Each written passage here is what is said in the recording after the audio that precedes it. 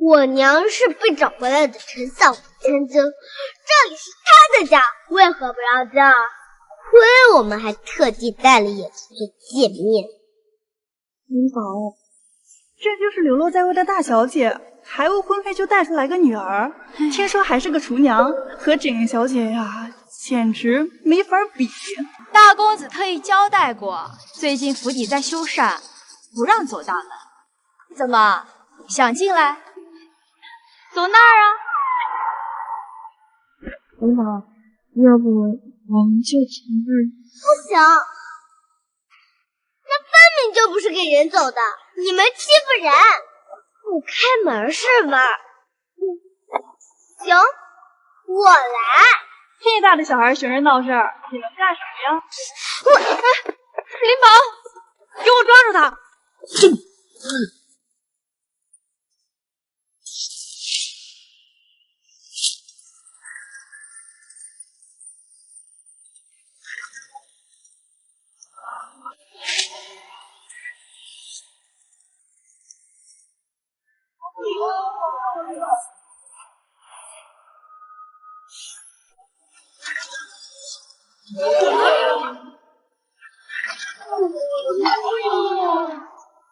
这家谁都能进啊！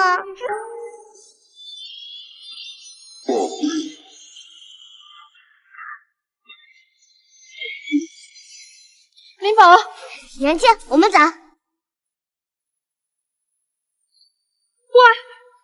物！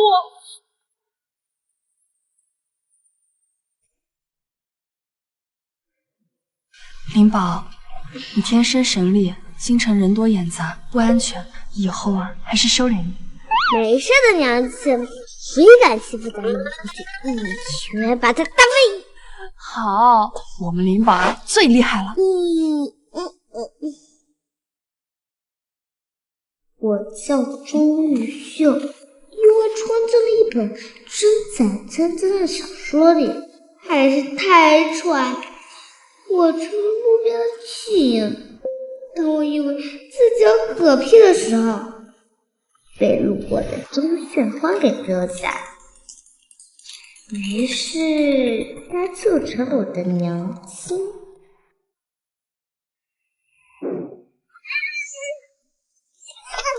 林宝，老娘，你站那别动，别动！娘亲，我看见野牛了，替我们吃牛肉！牛不能追，快回来！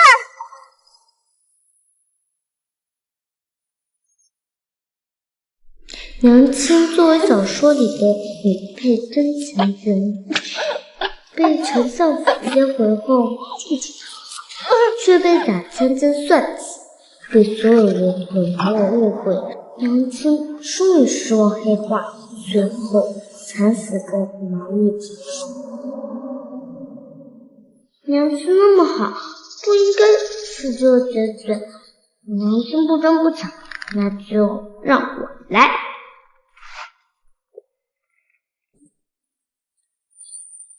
你们就是我的亲人。你就是姐姐吧？你回来真是太好了。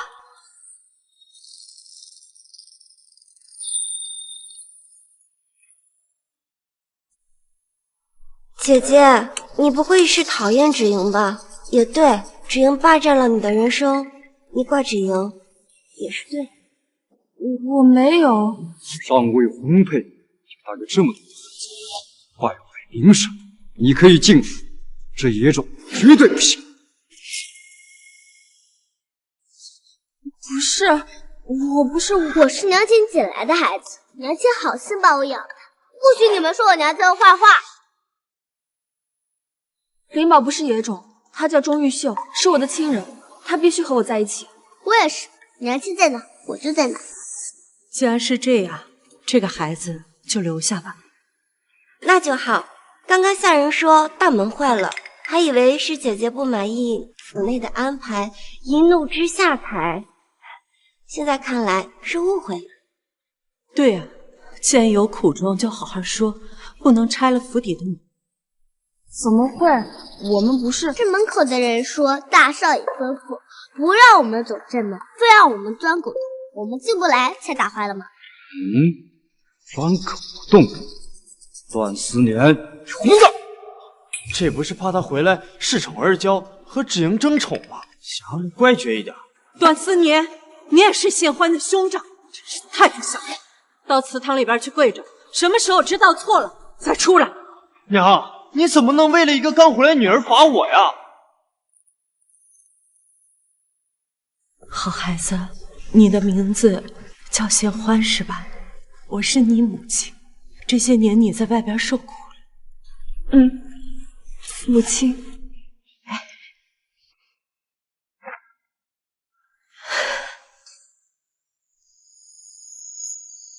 既然爹娘找到了亲生女儿，那我这个养女留在府里也不合适，我这就出府，绝对不会让大家为难的。芷莹，不行，你也是娘的女儿啊！芷莹虽然是养女，但也是从小教养长大，你们休想赶她走。来了！为什么这种坏心眼的绿茶也能当小说女主啊？不是的，芷莹，我没有赶你走，我是……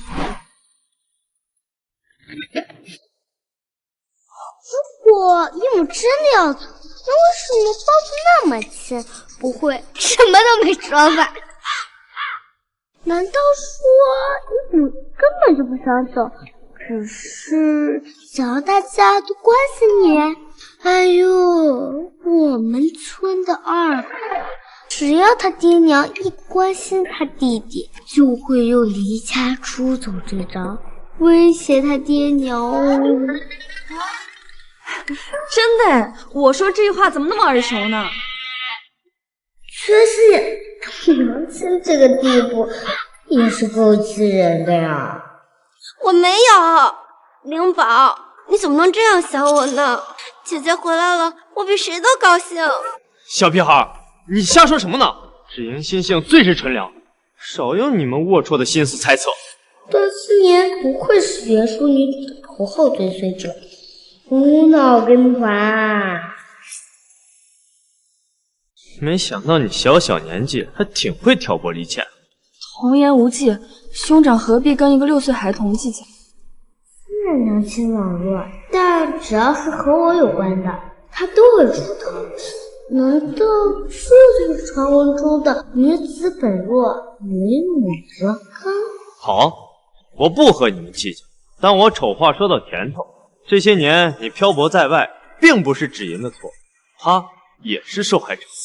大哥，娘，我没事，这都是我欠姐姐的。当然，以后芷莹也是我的妹妹。那姨母这些年也要砍柴做饭、种田洗衣，去县城做厨娘，维持生计吗？相府的小姐怎么会做这些？那都是下边的佣人才去。可是这些都是娘亲在做呀。每年冬天，娘亲为了砍柴烧火，手上都会添几道伤痕。姨母身上也有吗？你们说姨母也是受害者，她有吃过什么苦吗？你们说姨母也是受害者，她有吃过什么苦吗？范芷莹占了娘亲嫡女的身份，享了18年的荣华富贵和全家人的爱，算哪门子的受害者啊？怎么会有这么多的伤？是不是很痛啊？我的女儿，这些年让你受委屈了。新欢，终究是我们亏欠你了。早就不疼了，娘。没事的，娘亲现在已经回来了。灵宝是个好孩子，知道心疼人。以后啊，你就叫我外祖母。外祖母，都是我霸占了姐姐的身份，我这就去酒楼当厨娘，把一切都还给姐姐。啊，不用的。行了，闹什么？县欢和芷莹都是我段家的女儿，做厨娘像什么样？县官刚回来，先不着急对外公布身份，等我找个好日子啊，办宴席公布。好。小说里这个宴会被一拖再拖，最后干脆不办了。但有我在，不请办，还要让他们给我娘亲，啊，对了，县官，你这姓氏……爹娘，我和灵宝已经习惯现在的名字了，暂时不想更换。也行，只要人回来了，其他的以后再说吧。好，你和这孩子刚回府，都先去歇着吧。最近皇上厌食症又犯了，连带身体不适，好几日没上朝了。我和各位大人还得商讨对策。最近不在府内，有什么需要找你母亲吧。是啊，瞧我们光顾着说话了。走，娘带你们去看房间。县官，我特意为你修缮的新院子还没好，你跟灵宝啊就先住客房，或者这些院子如果你们喜欢，都可以住。我们住哪里都没关系的，都很好。那些客房都好小啊，还没有乡下土大。那里有个大院子，猜中我想和娘亲住在那里。不行，那是芷莹的院子，凭什么给你们住？不行，那是芷莹的院子，凭什么给你们住？思年，不许这么说灵宝，好歹你也是舅舅。但这竹溪园是芷莹住惯了，旁边的这些院落收拾一下也能住，要不……没关系的，旁边的小房间也很好。可是那些房子都没有这个院子大。外祖母、娘亲，我就是想住大院子嘛。竹溪园是段夫人为我娘亲出生时准备的第一份礼物，却被段芷莹鸠占鹊巢。这些本应该属于我娘亲的东西，没空也还回来。你们乡下人住的明白，还挑上。娘，大哥，姐姐才是爹娘真正的女儿，想要回房间也是应该的。我一个养女，住在哪里都不重要的。这样，好呀，那就谢谢姨母啦。我看你们母女回来就是跟芷莹争东西的。可是芷莹母自愿的嘛，也没人逼她呀。唉，大人真奇怪，说要给也不是真的要给，说要走也不是真的想走。这小孩什么来头？比他娘难对付多了。不行，绝不能让兄长、爹娘对我心生嫌隙。姐姐、灵宝，你们误会了。我现在就去收拾东西，把院落空出来。我就说，芷莹这么乖巧，才不会跟你们计较。对不起，兄长，灵宝她不是故意争抢的，我买不起什么玩具给灵宝，只能让她在院子里玩，所以灵宝就一直想要个带大院子的房间。这怎么能怪你呢？好孩子，这竹溪园你们就住下吧。等新院子修缮好以后，芷莹就搬进去。好，娘，那我先去收拾了。钟宪欢，别得意的太早，拿了我的东西，我让你们千倍百倍的还回来。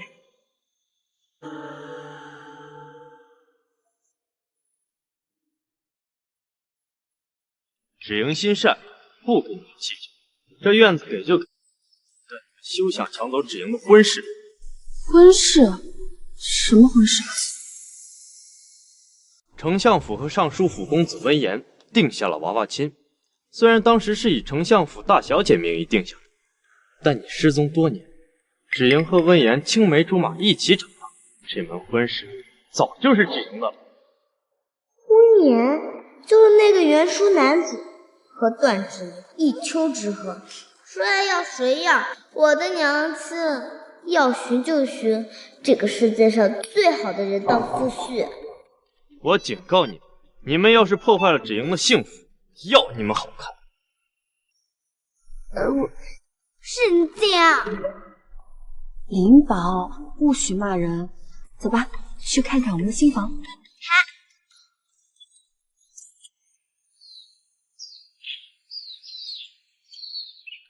王强，你会不会怪我今天又争又抢？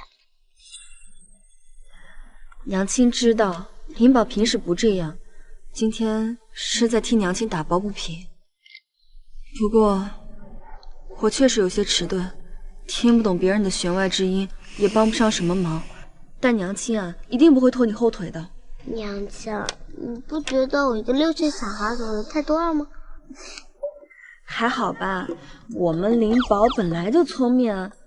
比起这个，灵宝你2岁那年，我砍柴回来看见你在床上单手举起了自己的婴儿椅，把我吓得差点请大仙来看。哎呀，娘亲，往事就不要再提了。这很奇怪吧？上次吧都说我是怪物，我娘亲真是被帮手。不奇怪，只是有一点点特殊而已。这2年啊，都靠灵宝来捕捉猎物，我们的生活才慢慢变好的。灵宝的力气是天赋，才不是怪物呢。娘亲也是天赐给我的礼物。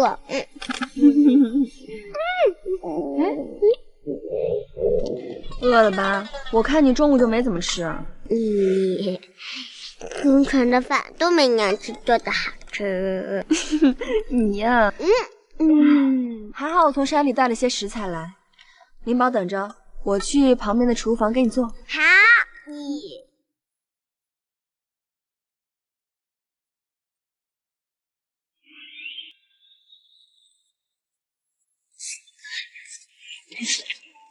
慢点吃，又没人跟着。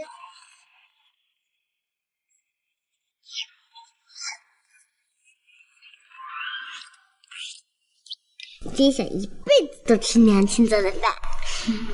哎，对了，娘亲，你不是一直想开一家自己的酒楼吗？乡下开不起来，但京城可以呀。可父亲不是说不让我去做厨娘吗？不做厨娘，我们自己开家当老板娘啊！靠天靠地，还不如靠自己。丞相府的都行，自己也得挣。你说的对啊。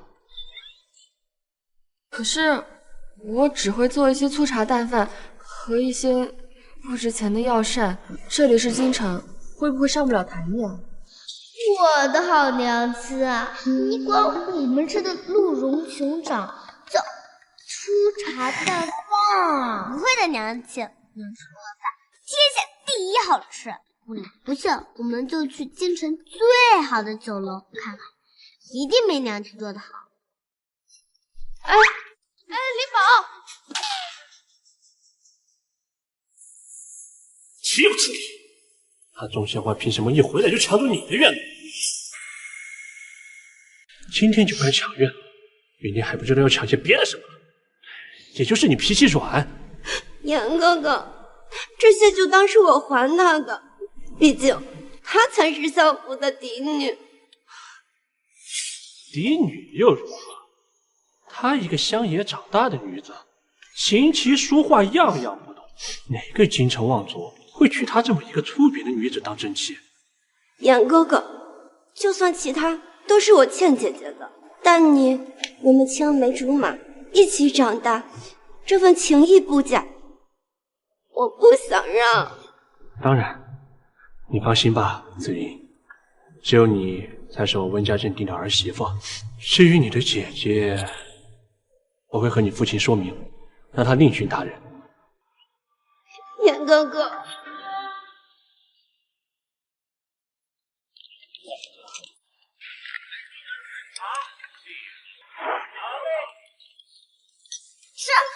这里就是京城最好的酒楼了，20碗。二位，这1楼客满，就麻烦二位坐2楼吧。不爱，坐哪里都一样。哎，这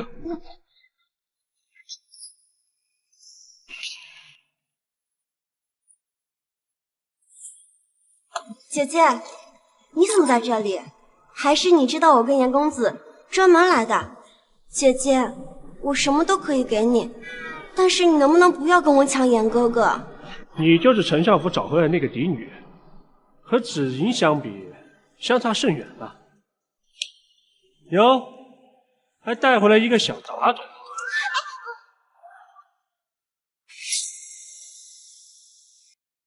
温公子，请你放尊重点。灵宝是我养大的孩子，不是什么杂种。也请你们放心，我对温公子绝不会有任何想法。就是。周宪欢，被丞相府认回来，真当自己是明珠了？整个京城，除了我们温家早年与你们定了亲，不然谁会愿意娶你这么一个只会喂猪割草的乡野厨娘啊？厨娘怎么了？我娘亲做的饭最好吃了，而且就算这全京城自来人都死光了，我也不会让你这种做爹的离开。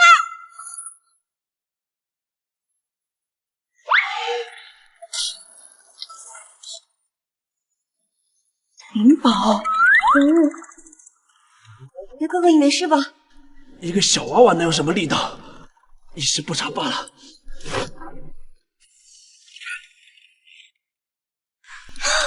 严哥哥，你流鼻血了。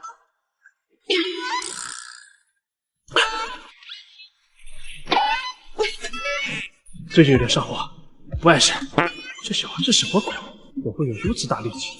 还是说我真的如此虚弱？灵宝，姐姐，你们怎么能这样啊？我看他们就是嘴硬，全京城根本就不会有人要你们这种村妇。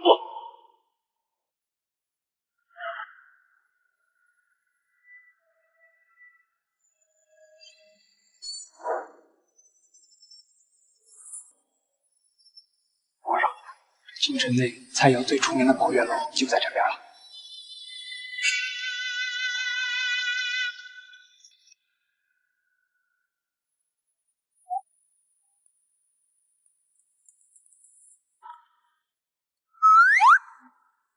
我想看，走弟弟。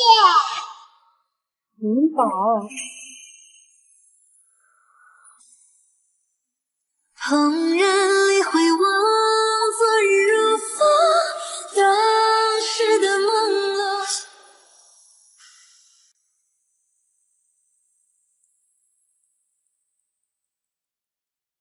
不能随便指人，不礼貌。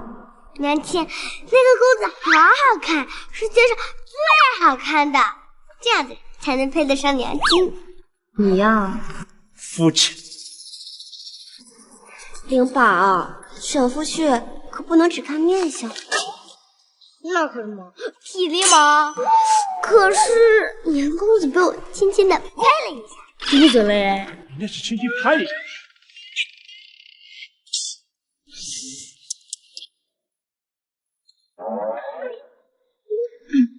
灵宝，不许这样乱说话。子英好心教导，你们还不领情？不愧是乡野来的丫头，才会看上那种空有皮囊的小白脸。你说谁是小白脸？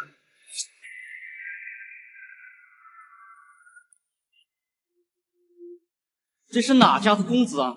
面如冠玉，比温公子更胜一筹啊！不知道啊，京城有这么一号人物吗？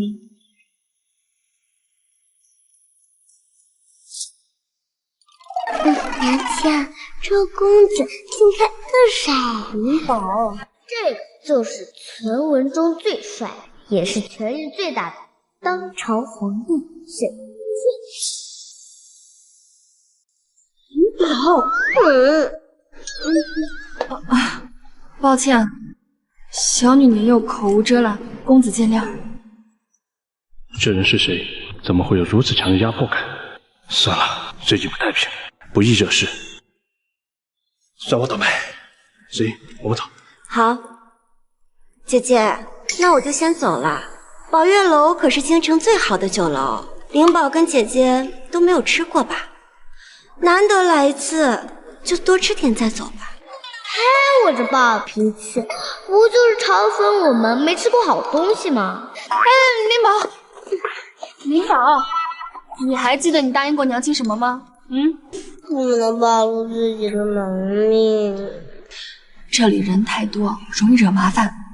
乖，好吧。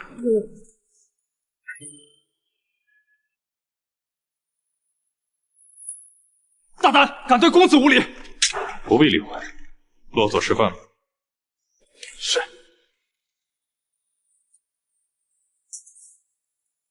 袁哥哥，那我就先走啦。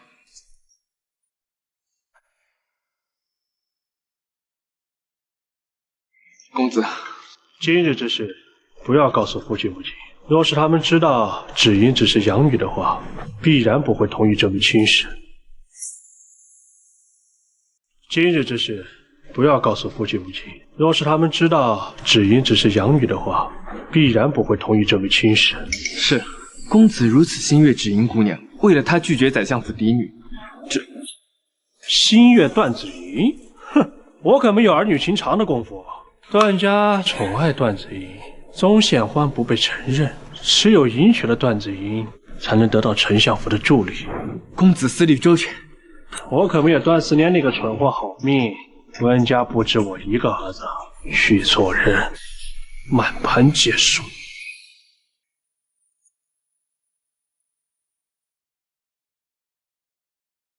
店家，麻烦把你们家的招牌药膳给端上。哎，二位稍等啊。二位，菜已经齐了，慢用啊。多谢。哎，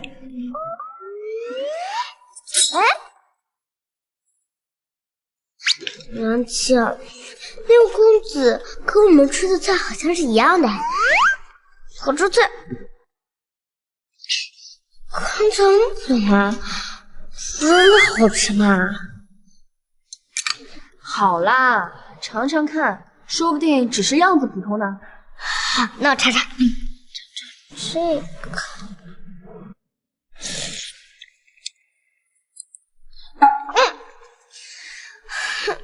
很一般。哎，明宝，叔叔，你也觉得这里的菜不好吃对吧？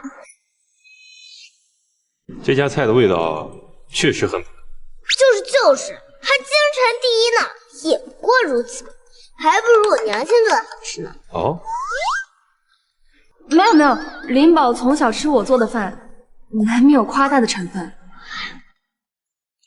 人之常情。不过你这娃娃倒是挺有意思的。是真的，才没有夸大。娘亲做的药膳，无人能敌。这位小客官，话不能乱说。我们酒楼最出名的就是药膳，来来往往这么多人，从来没有人说过难吃。那是他们没吃过我娘亲做的饭。娘亲，你就给他们露一手嘛。可这是别人的酒楼，咱们这样会不会不太好啊？这倒无妨，我们能做到京城第一位置，必然有容人之量。只要不是故意找茬，客人的意见我们一定会听取改进。娘亲，我们本来就是要开饭馆的，你不是在担心自己的厨艺不好吧？正好让大家都尝尝看。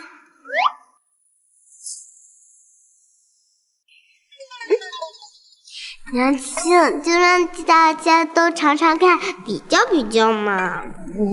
这位夫人，既然您的女儿这么坚持，店家也不介意的话，就试试。娘亲，试试看嘛。那好吧，我比较擅长做药膳，但今天太晚了，只能做点简单的了。店家，请问眼下还有什么食材？食材，猪肉、鸡肉都有，茯苓、山药、芡实之类的粗粮。这药草呢，只剩下虫草了。娘亲有芡实，那咱们就做虫草鸡汤。好了，我也是这么想的。这虫草鸡汤用得上芡实啊？那夫人就随我去厨房吧。娘亲，走，我去帮忙打下手。陛下，厨房太过杂乱，还是让属下跟着就去。如果陛下，孩童天然觉得他娘亲做的最好吃，您真的相信那妇人能做得出来？所有都是事实，更何况是相府刚找回来的千金。什么？您是说她是那个丞相刚找回来的嫡女？而且这位相府的千金，比起争抢荣华富贵，看起来更想当一个厨娘，不是很有意思？是，属下这就去盯着。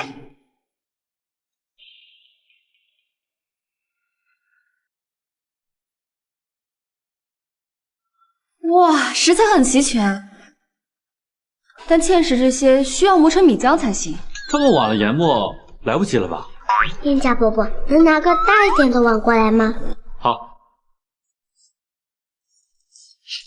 娘亲，米浆的事情就交给我吧。好，那你注意安全，千万别伤到自己。放心吧。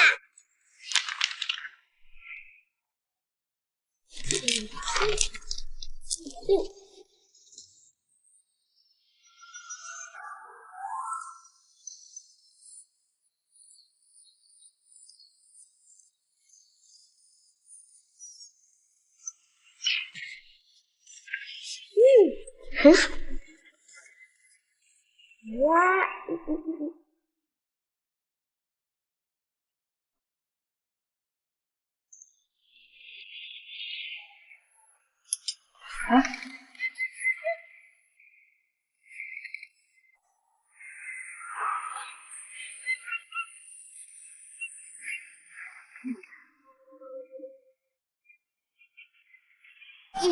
好了。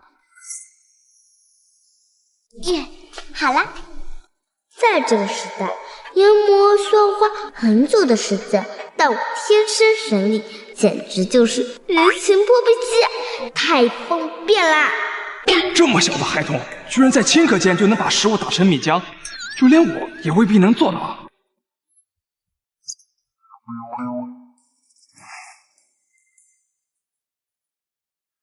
娘亲，我倒是食材手，没人不用客气。是啊，我们灵宝最棒了，嘻嘻，这下呢汤底就有啦。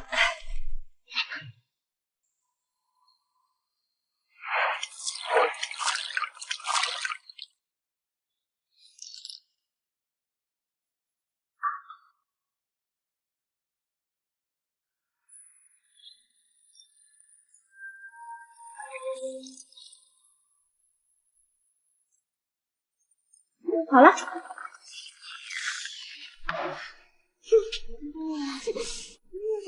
香啊！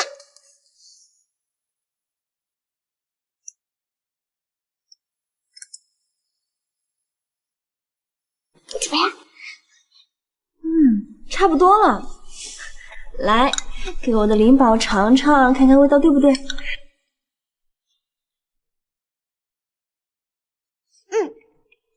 对的，对的，就是这个味道。娘亲放心吧，一定没问题。好。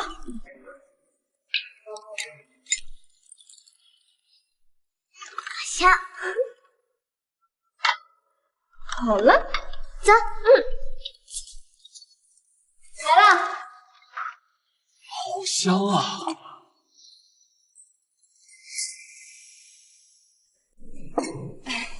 虫草鸡汤做好了，这位鄙人姓沈。哦，沈公子，您和年家一起尝尝看。这可是我最喜欢的特制虫草鸡汤，在外面我是喝不到的。这虫草鸡汤能有什么特别的？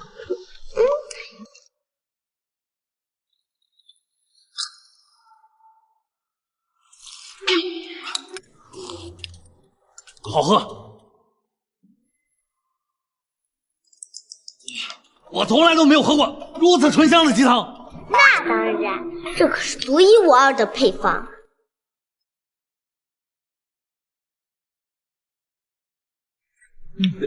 公子，味道如何？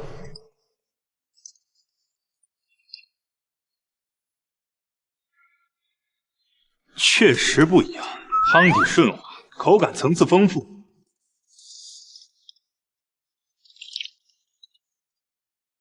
还有一些坚果的香气。师叔，你很懂哎，这里面确实有加花生果仁哦。感恩夫人，这汤底到底是怎么做的？喝起来很舒服，喝完之后感觉更开胃了呢。这可是特制的方子，怎么能随便告诉你们呢？这可是特制的方子，怎么能随便告诉你们呢？这个放心，我们店从来不用别人的方子，店大绝不欺客，这是原则。没事的，灵宝，这也不是什么秘密处方，就把这些药材和坚果打磨成米浆后铺做汤底，这样做出来的汤口感更加醇香，而且也方便消化。原来如此啊！哎，沈公子，你好像一直没怎么动筷啊，脾胃应该不是很好吧？茯苓山药做汤底可以健胃消食。夫人有心了。奇怪，这粗粮打成了米浆，怎么会如此细腻，一点颗粒都喝不出来？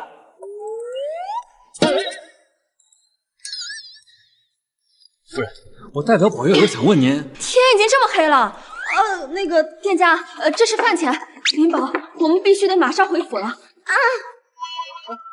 哎，夫人，我是想问您，是否愿意来我们宝月楼当一等厨娘？夫人，哎，可惜了，这么好的厨艺。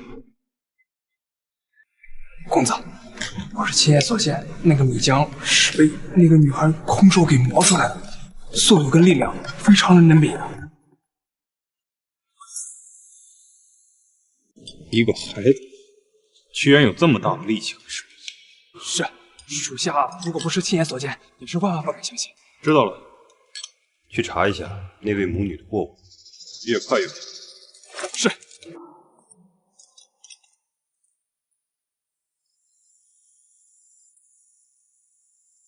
年轻，虽然这宝月楼不好吃，不过态度好好，年轻，以后咱们开了酒楼也要如此。这是自然。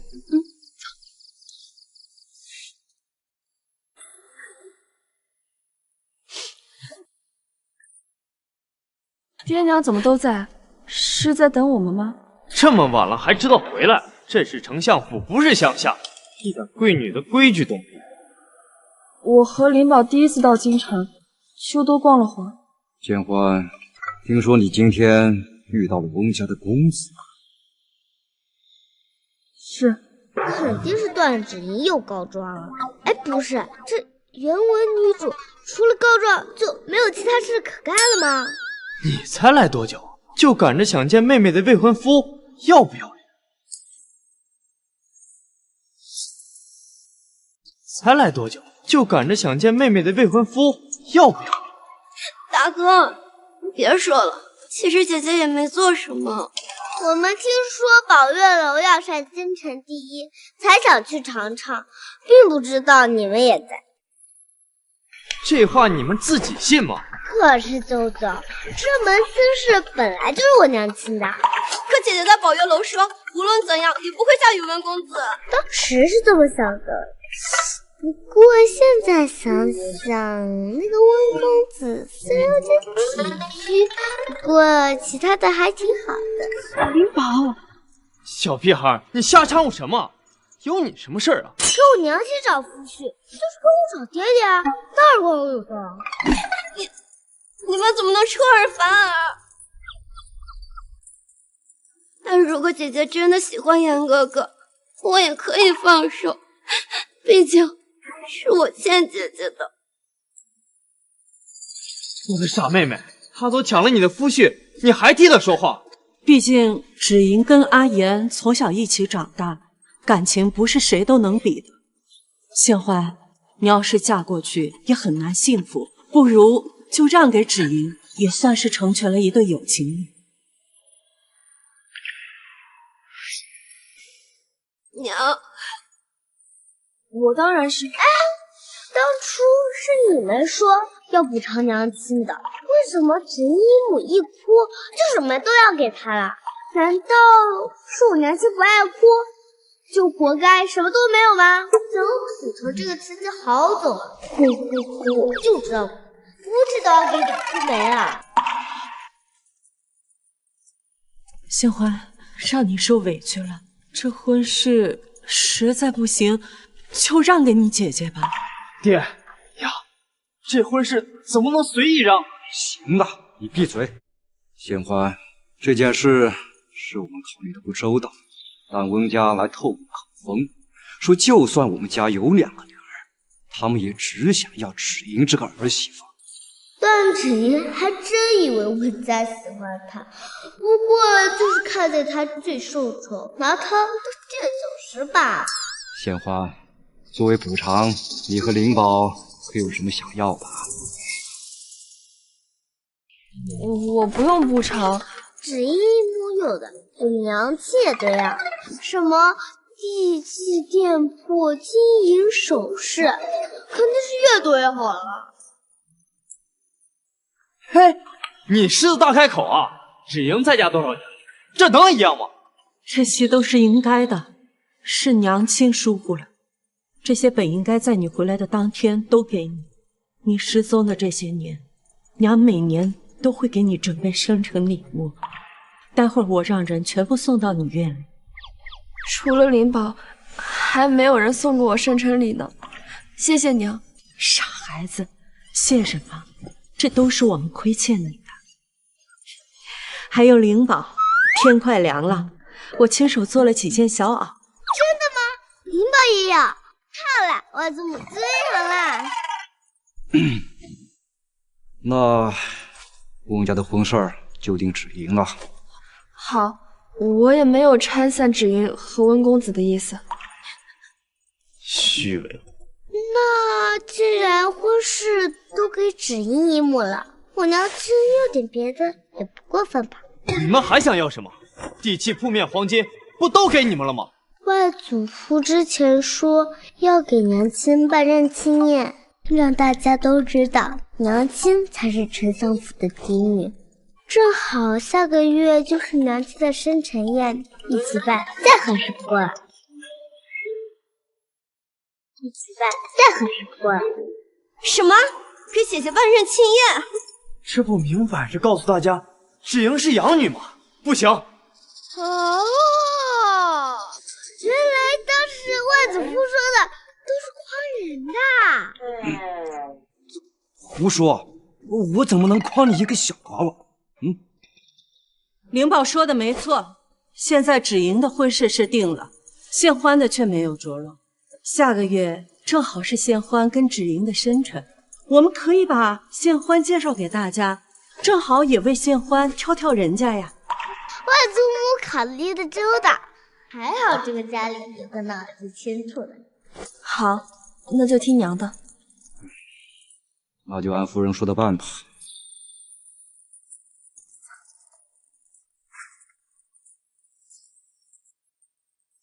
爹，你真的要让郑献欢认回嫡女的身份？要是让我小娘知道，不能告诉你小娘，爹会想办法的。认亲宴那天就说你们都是我段家的亲生女儿，你就还是嫡女。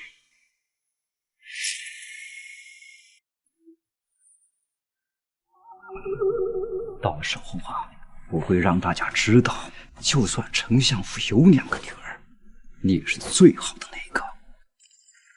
不管怎么说你和你小娘才是我一生最爱的人。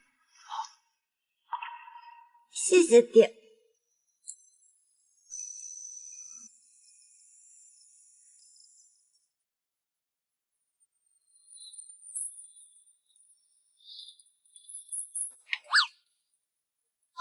这么多珠宝，娘亲，我们发财了！别咬了，小心你的牙。知道了。灵宝，今晚你是故意去抢芷莹的婚事的？对，不过这婚事从一开始就换不回来。先不说那温言看起来就不是好人，温家肯定也更满意被受宠的芷莹一母。所以我们就是冲着这些金银珠宝去的。对啊，一个夫婿而已，哪有这些实打实的从网来的时代啊？觉得亏欠有什么用啊？到手的钱财才是真的。你呀，小财迷，干脆改名叫宝珠得了。珠宝珠，那也还挺。娘亲，你看这个铺面的位置很好呀，我们可以在这里开酒楼。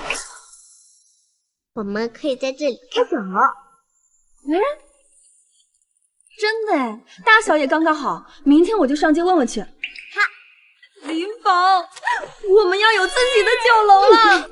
娘亲，外祖母不是要给你物色夫婿吗？我觉得上次在宝月楼的那位沈公子就不错。那位沈公子一看就不是凡夫俗子，看不上我这种山野中长大的女子。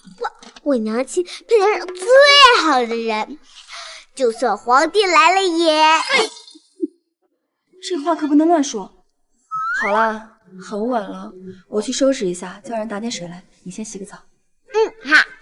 我知道林宝是为了我好，但婚事从来都是父母之言，媒妁之约，我们说了不算。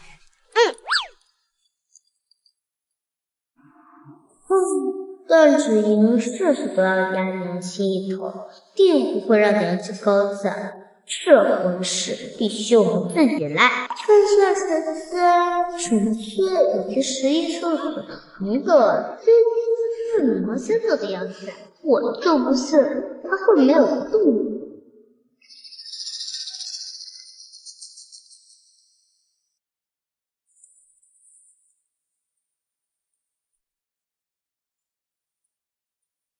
陛下，该用膳了。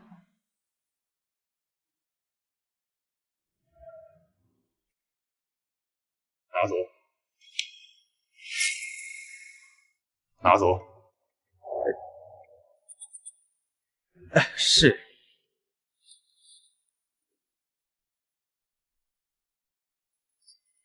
陛下，您已经近5天没怎么进食了，龙体会扛不住的。没胃口。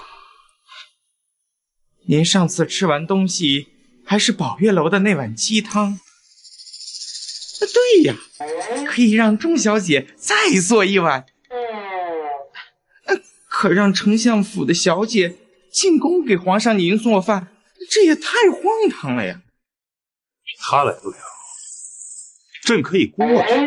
啊？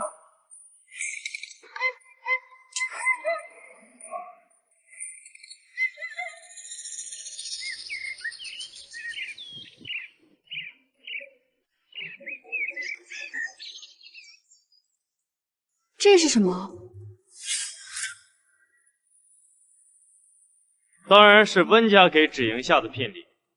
阿言才不管什么嫡女养女，他喜欢的是芷莹这个人。马上就下了30箱聘礼，可见他有多重视。那太好了，恭喜芷莹。那就恭喜芷莹一母啦。温言作为饰演系男主，娶段芷莹是为了巩固在温家的地位，后期才真正爱上。但现在段芷莹给出了夜宵，那我就等着看好戏喽。只要姐姐不怪我就好。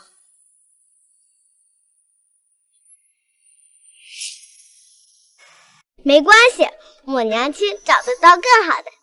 娘亲，我饿了，咱们回去吃饭吧。好。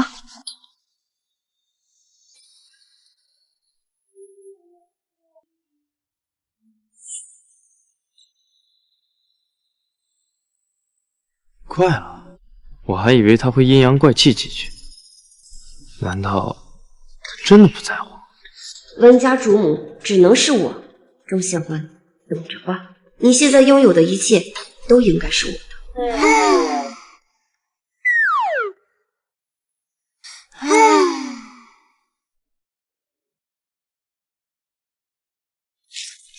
娘亲，店铺倒是有了，可是没有观音爱章，根本开不起来。是啊，谁知道把铺面转到你的名下，还要有相熟的官员举荐才能盖章。可咱们在京城连个熟人都没有。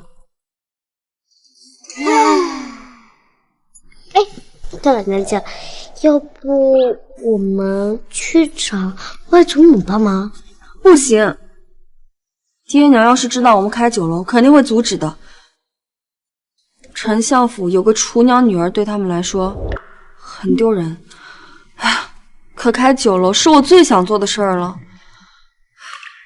娘亲，放心，我们一定会有办法。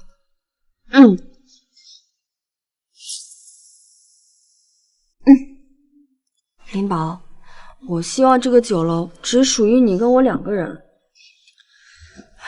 可我不会琴棋书画，也没有世家小姐的样子，我看得出来，这里其实并不欢迎我。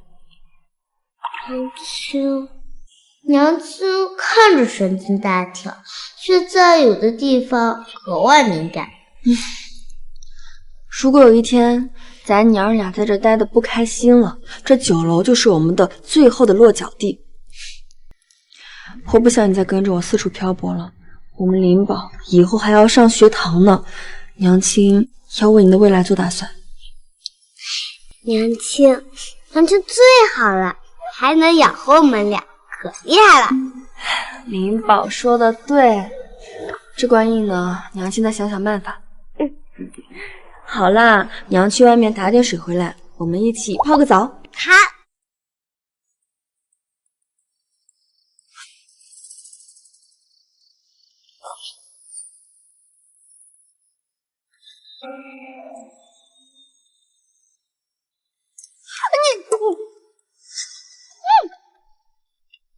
钟小姐，我们见过，再不用。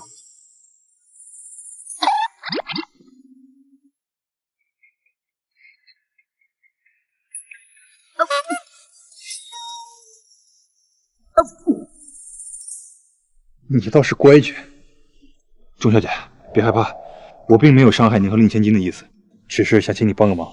你若不叫人，我便松开。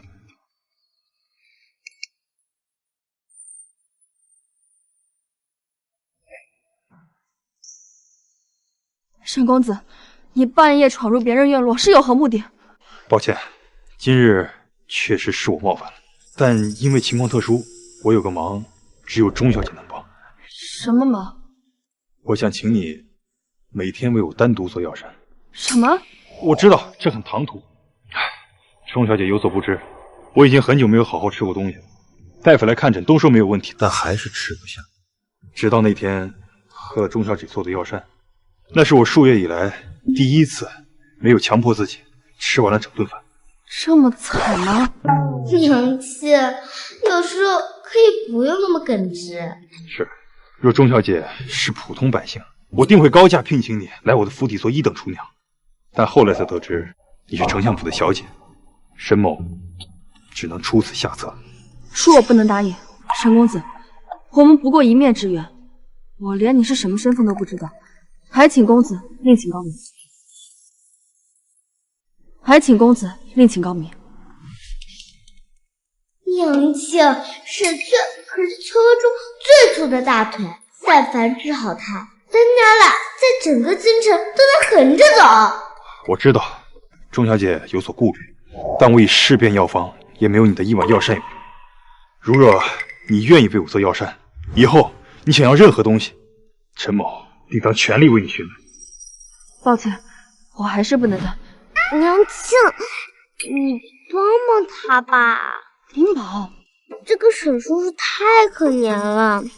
灵宝也是娘亲捡来的，灵宝知道饿肚子有多难受，娘亲你帮帮他吧。可是他一个外人在这儿，始终不安全。娘亲放心，有我在，没人敢欺负咱们。是，娘亲。好了好了，我答应就是了。那便多谢钟小姐。我确实看不得别人饿肚子，不过沈公子，我们要约法3章。钟小姐请说。1，我跟灵宝毕竟是女子，内屋不能进，只能在外厅。2，不能让任何人发现你在这进出。3，我只负责做饭，无治病，有任何问题我概不负责。应该的。也多谢小小姐，不知道小小姐如何称呼？叫我林宝就行了。这孩子本名啊叫钟玉秀，取自钟灵毓秀，缺一个林字，所以小名就叫林宝。很好的寓意。不过沈叔叔，在我家吃饭不免费的，也是要给银两的。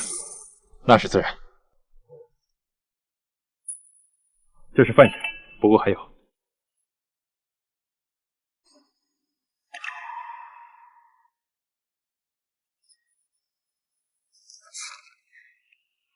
我现在1个月的量来算，这些就够了。还请沈公子稍等片刻，我先去做饭。林宝，来给我打下手。好。走。段之中这个老狐狸，居然能生出这么心性纯粹的女儿，还有他捡来的小娃娃，不像池中之物。看来丞相府小变天。娘亲，你要的大铁锅。林宝，你小心点，别磕着自己。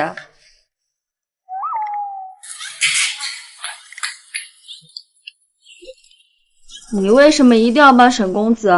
别说可怜人家，娘亲虽然迟钝，但对你那套还是很了解的。因为沈叔叔一看就非富即贵嘛，一定能帮到我们的。你真是这么想的？是啊，娘亲想不靠丞相府，在京城立足，肯定是朋友越多越好。觉得沈叔叔可怜也是真的，不能吃好吃的，那还有什么意思啊？沈确在原文也是个明君，对出营后宫没兴趣，一心只想射箭，只是被厌食症折磨，没撑过35岁，后面才有了威严扶持旁支小皇帝的戏份。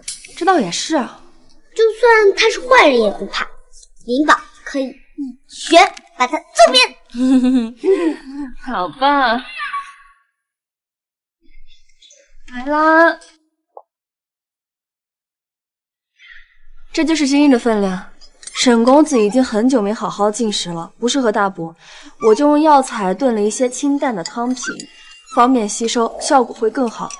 等日后你习惯了，我再放一些滋补的药物。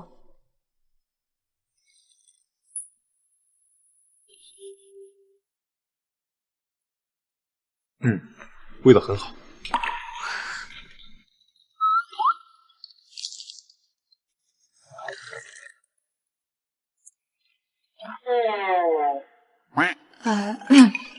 这沈公子真的生病了，怎么吃的比你都快？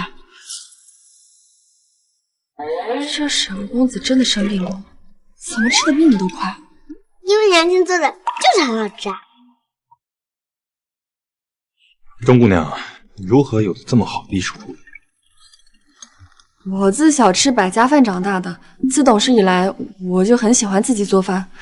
后来呢，有一个云游的医者路过我们村子，指点了我2手，我就开始对药膳感兴趣。这个医者为何人？我也不知，他来去匆匆，我也只见过2回。但是，他让我找到了我喜欢做的事情，就是开一家专门做药膳的酒楼。确实是有意思的经历。不过，钟小姐的药膳在京城确实无人可比。真的吗？我还以为是林宝吃惯了我做的饭，胡乱夸的呢。钟小姐不必妄自菲薄，灵宝有好骨，能从小吃你做的饭。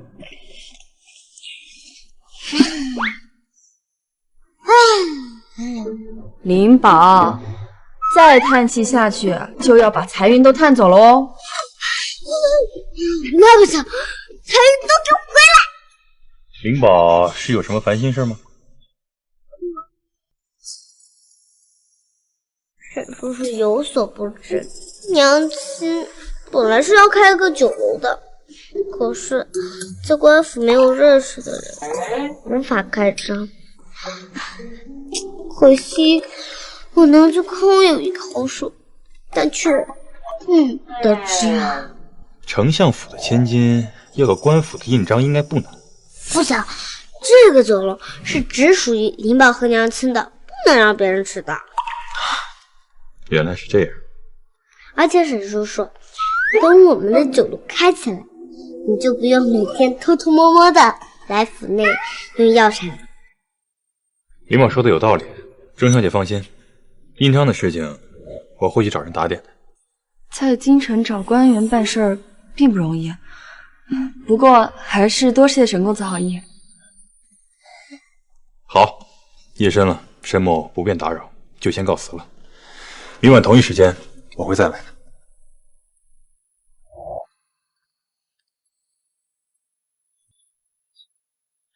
林宝，你说这个沈公子到底什么来头？娘亲，放心吧，这个章一定会盖下来的，说不定明天就好了。你倒是乐观。也对，反正现在也做不了什么。走，快去睡觉吧。好。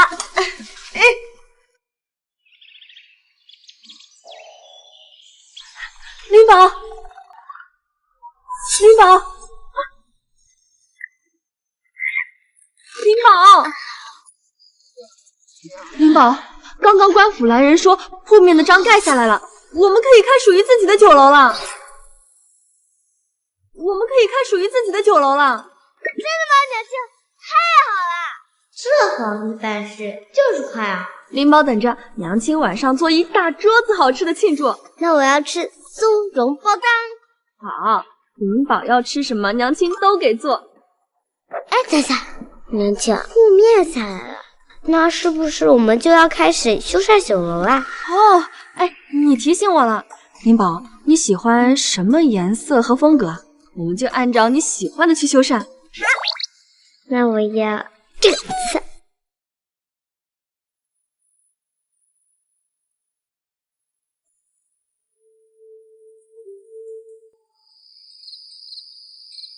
林宝，年轻沈叔叔来了。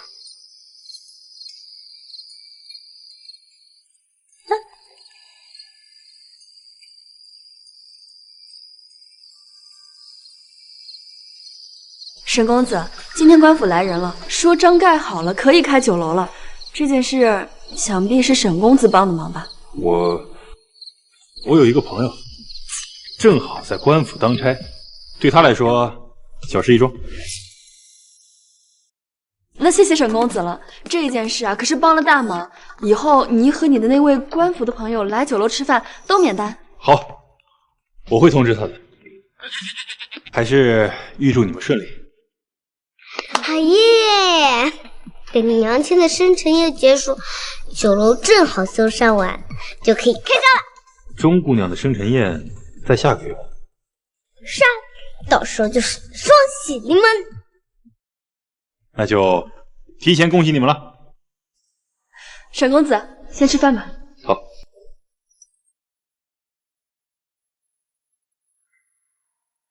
芷英，你这每年的生辰宴都办得太用心了，在全京城啊，也就丞相大人最疼女儿了。你哥哥都没有这待遇吧？还好吧，也没有那么夸张。我听说你们府上有个乡下来的表小姐，还敢以小姐的身份自居，和你平起平坐啊？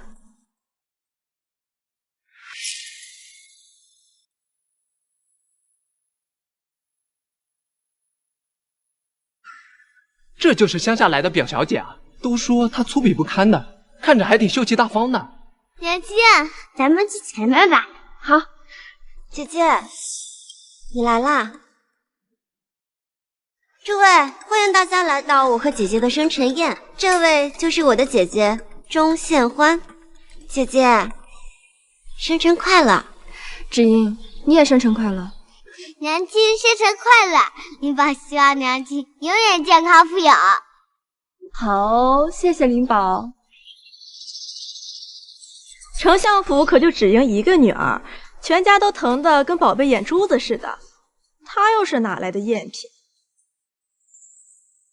就是一个乡野村妇，还带着个孩子，说是捡来的，说不定是偷偷生下来的。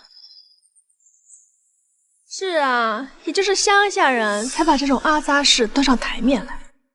好了，你们不要再说了，姐姐不是什么穷亲戚，她也是爹爹的女儿。她也是爹爹的女儿。什么？她也是段大人的女儿？原来是外室生的孩子，藏在外面的私生女啊！说到底呀，也就是个庶女，怎好意思和芷莹相提并论？居然还一起过生辰。一个庶女还敢让芷莹叫她姐姐？柳柳，我知道你是为我好，但是你们不要再猜了，我不想有人在今天难过。这不是段子营的闺蜜姐妹团吗？所有人在他们嘴中都得留个案底。爱师生的就是上不得台面，住了几天凤凰窝，还真忘记自己是只麻雀了。我这暴脾气，他们说谁呢？林宝，不得无礼。他们说娘亲坏话啊！芷莹，你就是太好心了，居然允许这种私生女跑到台面上来。要是我，就乱棍打死，要不然迟早欺负到你头上去。谁要欺负我们芷阳？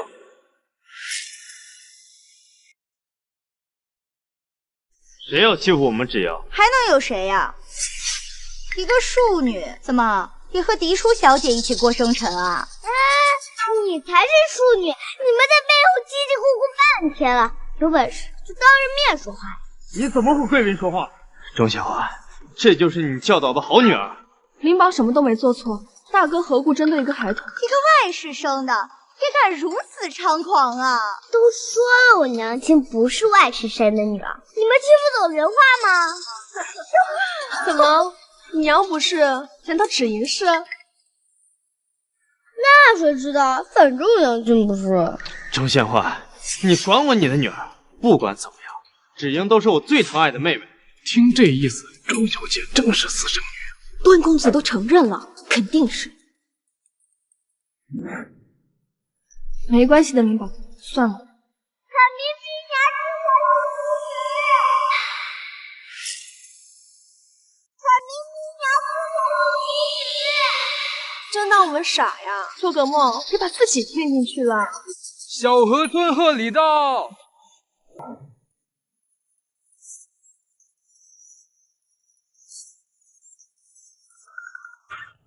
这些都是什么东西？谁让你们拿进来的？几个自称是小河村村民的人，说是送给钟小姐的生辰礼物。都是乡亲们自家的东西，没想到他们还记着我的生辰。因为娘亲对大家都非常好，还会免费给老人做药材。哇，好多单身啊！这些是长在山脚下，外面根本买不到。他们真的有心了。送礼的人呢？不知道，他们很早就过来了，放下东西就走了。这样啊？怎么，你还想让那些平民进府？戏骨小家子气！收到垃圾都这么高兴，不愧是没见过世面的村姑。各家送给芷莹的生辰礼，就连药材都是千年灵芝，百年人参。这才不是垃圾呢！去山里采摘可危险了，虽然不贵重，但这都是心意。林宝说的没错。好了，大家不要因为这件事生气了。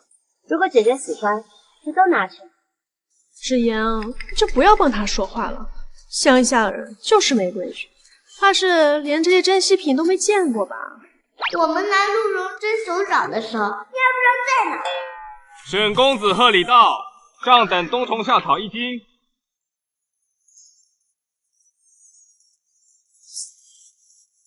沈公子贺礼到，上等冬虫夏草1斤。冬虫夏草，有市无价的顶级药材啊！一送就送1斤，不愧是丞相府小姐。看到了吧，这才是真正的名贵药材，连送给谁都不知道呢，就搁这高兴上了。多谢送给小女的贺礼，能否问一下是哪家沈公子？这并不是送给芷莹小姐的，沈公子说是给钟小姐的生辰礼。送给我的？这也太贵重了。娘亲，肯定是沈公子对这段时间药膳的谢礼，娘亲你就收着吧。这皇上人还怪好，能处。沈公子？哪家的沈公子？京城谁家那么阔绰啊？姐姐，这冬虫夏草尤为珍贵，看样子这沈公子对姐姐也是甚是上心，好像没有听姐姐提起过。这沈公子是何人呢？看样子这沈公子对姐姐也是甚是上心，好像没有听姐姐提起过。这沈公子是何人呢？程县花，这人跟你什么关系？这可是1斤的冬虫夏草。只是一个新认识的朋友，我也不知道他会送这么名贵的贺礼。什么朋友？我看是攀附上哪家权贵了吧？就是，谁会平白无故送这么珍贵的贺礼？啊，不会过段时间你又说捡了个儿子回来吧？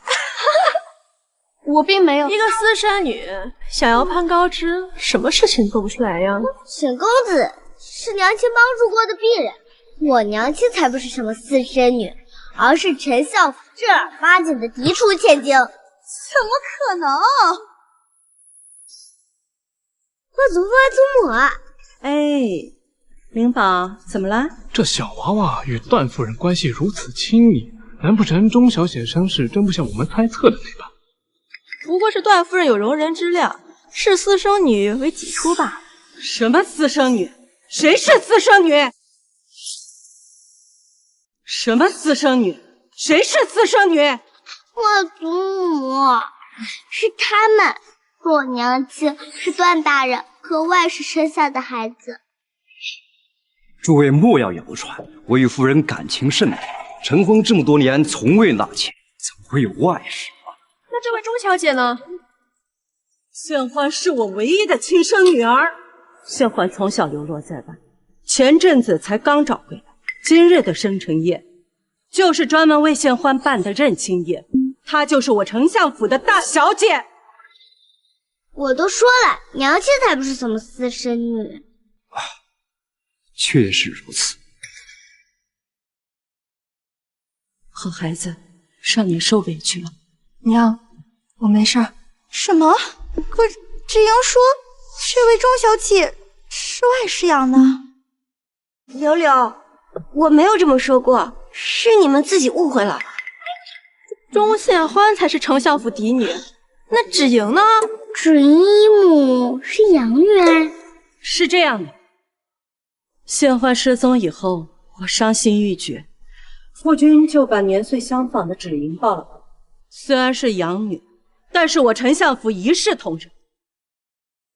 段芷莹，你明明知道钟小姐是相府千金，你还误导我们。你看我们帮你骂她，你是不是很得意啊？芷莹，这是真的吗？不是的，我没有。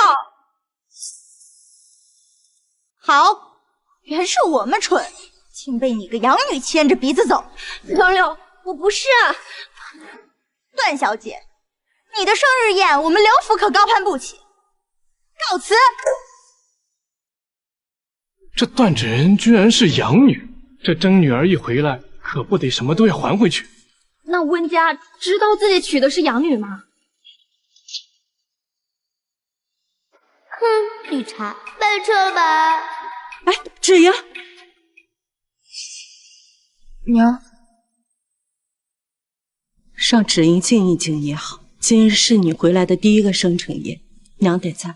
嗯，好。娘，你怎么也不管芷莹？钟献欢把芷莹气走了，让大家都知道她是养女，你满意了？大哥，我并没有那个意思。他们说我娘亲是私生女的时候，你不反驳。芷莹姨母本来就是养女，大家回归原位而已。你说什么？你行了，这件事情芷莹处理的确实不妥。还有你，献欢回来以后，你的言行举止越发不像个哥哥。今日宴会之后，罚你把经书抄500遍，不抄完不许出来。凭什么？让你去你就去，小兔崽子，一天到晚惹事。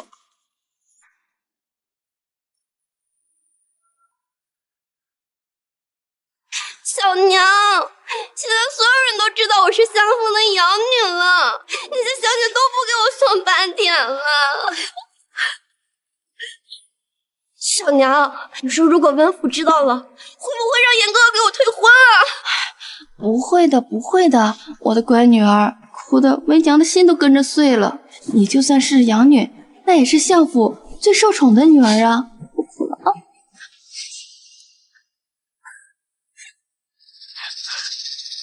都是妾身的错，明知道老爷是堂姐的夫君，却因为太爱慕老爷，不顾世俗生下旨意，却没能给他一个好的身份，还要让他看嫡出小姐的眼色过日子。行了，都别哭了。我打听过了，温家暂时没有退婚的打算。真的吗，爹爹？温言说服了温家，可见他是真的心悦你。也怪爹爹考虑不周，以为献花那丫头老实，没想到她带来的孩子这么不好对付。一个6岁的孩童而已，能有如此心智，定是有人教的。对了，爹爹，最近竹溪院每晚都会有炊烟，而且大门紧闭，不让任何人进出。姐姐白天出门也不让人跟着，不知道在琢磨什么。怎会如此呢？这怕不是做出让相府蒙羞的事？我会派人盯着他，他要是真做什么见不得人的勾当，我相府就当没这个女儿。这次皇上把渝州闹洪灾的事交给我来办，等事情处理完了，我到皇上跟前给芷莹讨个封号，让芷莹风风光光出嫁，定不会让献欢压过我们女儿一头。姨娘有老爷这句话，这就够了。你们部里聊吧，我不能久留。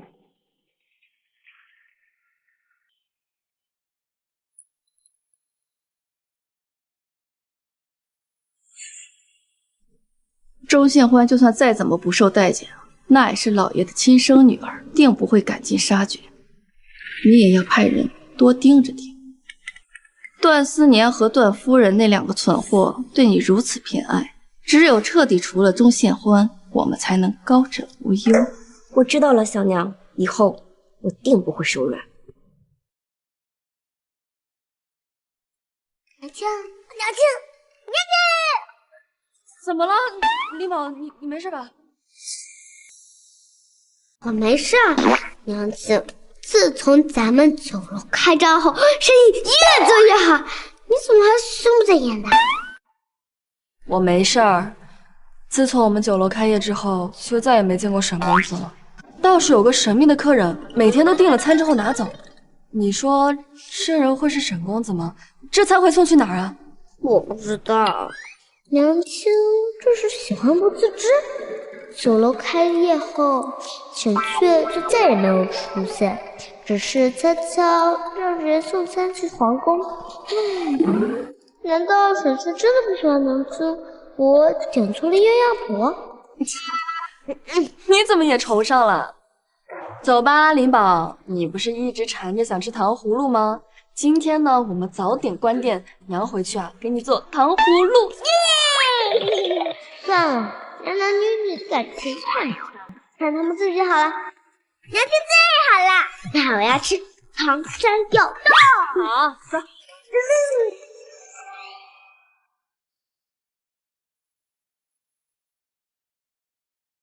陛下，是灵宴楼的饭菜不合口味。太医不是说您已经不厌食了吗？豫州洪灾后，疫情一直泛滥，不少灾民已流入京城，可国库银两告急，百姓生病还吃不饱饭，朕一直放心不下。陛下忧国忧民，只是天灾之后必然有疫情，这也是没有办法。您还是保重龙体呀。哎呀，这灵县楼的药膳，做的着实不错。陛下，您多喝两口。这灵县楼给朕送了多少日的餐食？1个月了，陛下。您放心，没人知道这是给宫里订的。朕也1个月没有见过。啊？陛下，您说什么？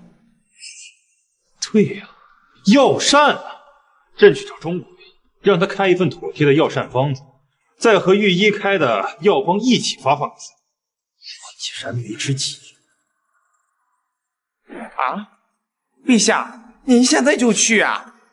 陛下，唉，也不知道陛下是为了药膳方子高兴，还是能见到众小姐高兴呢？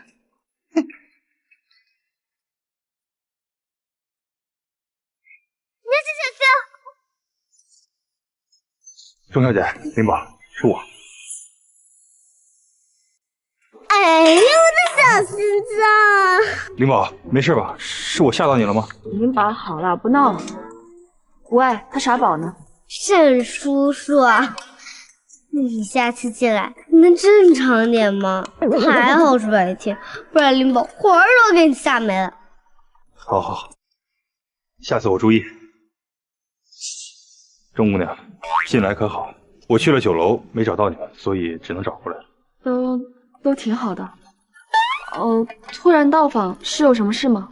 等等，这个熟悉的氛围，看来娘亲也不是单相思嘛。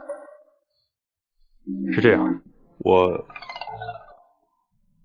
有个在朝廷当官的朋友，最近在为豫州的洪灾发愁。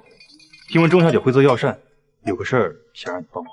当然可以，但我只是个开酒楼的，不知道该怎么帮。钟小姐的药膳温和有效，最近疫情横行，不少周边的百姓都被传染了，所以想请你开一副简单价廉的药膳食谱，普通老百姓也能够吃得起的，和药方一起送去疫情地区。我明白，药膳倒是简单，找一些性平能够增强自身抵抗力的食材就行。这样呢，大家的抵抗力变强了，大家被传染的风险就小了。好，就按照你说的。不过我不是专业的大夫，没办法开出什么有效的药方。这就已经很足够了，剩下的还有大夫和太医呢。我们还可以以酒楼的名义，向有入京城的灾民们布施米粥和简单的药膳。林宝说的对，这样流落的灾民就也能够保护。你放心，所有的汤药和粮食的银两都由我来出。不用，最近难民越来越多了，能帮到大家的话那就太好了。还有什么我可以帮上的，请尽管说。还有林宝也可以帮忙。好，那我就替大家还有我朋友感谢你。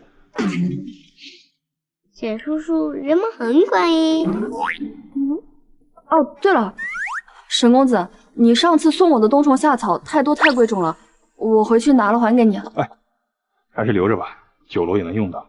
其他的我也不知道该送些什么，药材对你来说好像更实用。你实在过意不去的话，可以多给我做2份免费的药膳。好，这个生辰礼我很喜欢，谢谢。照这个趋势下去，我以后是不是应该改变沈妾的生活啦？小姐，盯着大小姐的人说，看到有个外男私自进了竹戏园，看样子很熟练，应该已经来了很多次了。竹溪园进了外男，你当真看得真切？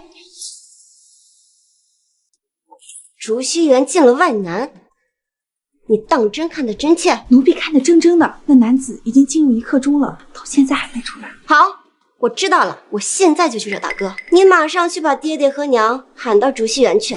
是。钟宪欢，终于等到你露馅的这一天，这次我绝对要让你彻底变了，再也无法翻身。布施的事情就拜托你和灵宝了，过2天我会派人去酒楼取东西。那没什么事的话，我就先走了。好。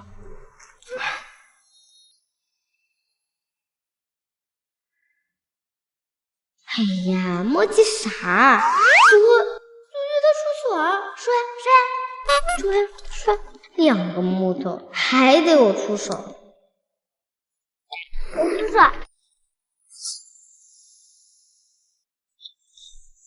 怎么了，林宝？陈叔叔，我和娘亲都在猜你为什么最近都没来总楼啊？你爸很想你，娘亲也馋甜甜的你啊。林宝，你在瞎说什么？抱歉，林宝他……不是，我也很想来找你，但最近有些棘手的事情。等我忙完，一定会带着贺礼去庆祝钟小姐姐夫开张。可是娘亲最近可能有点忙，等芷英母的婚事定下来之后，我祖母就要给娘亲相看人家呢。哦，你怎么连这个都说呀？不好意思啊，沈公子，我们先回屋了。两情相悦，此生执着一念，搁浅时光的剑，命运它互推一把，等你们自己猜测，我都能早恋了。两个装子，沈公子，林宝说的是真的吗？你在相看人家？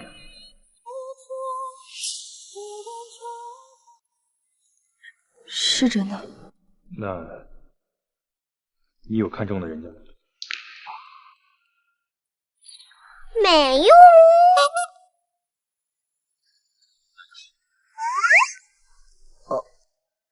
不是，那个。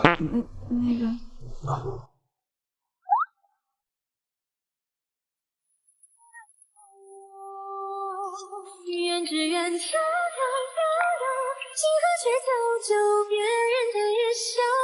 一架起悄悄悄悄，听月来相照。再去到电视给我现场磕成 CP 啦！你在干什么？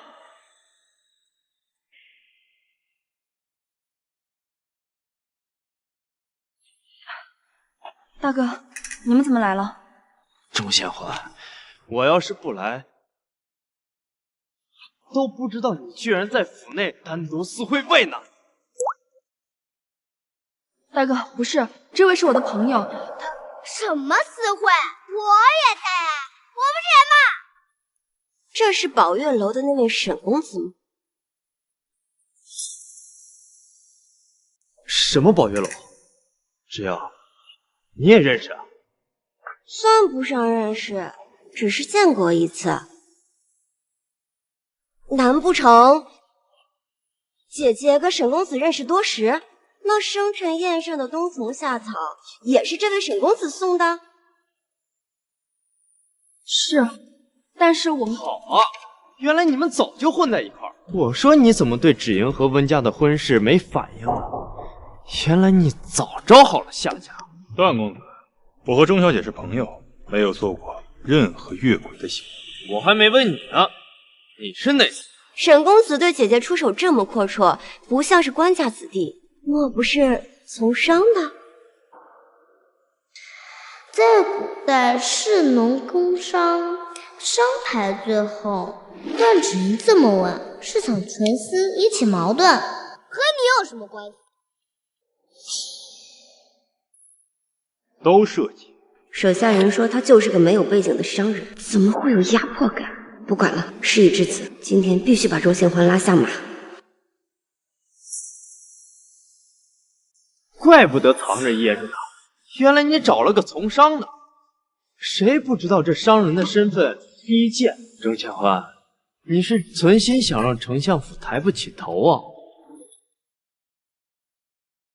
姐姐，就算你欺我抢了你的婚事，也不能跟外男私相授受。